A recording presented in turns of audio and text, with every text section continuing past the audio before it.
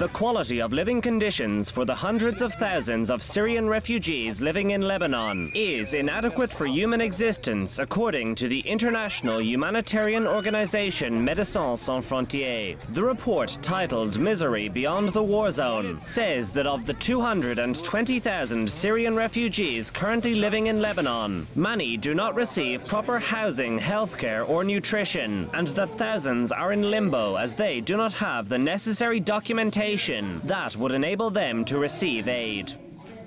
Figures published by the UN High Commissioner for Refugees in January put the number of Syrian refugees who have fled to other countries in the region at more than 700,000 people. Some of the encampments in Lebanon are made of basic materials such as tin and cinder blocks, and many sites lack the proper infrastructure to survive Lebanon's winter. The United Nations warned in January that it would not be able to help millions of Syrians affected by the fighting without more funding from donor countries.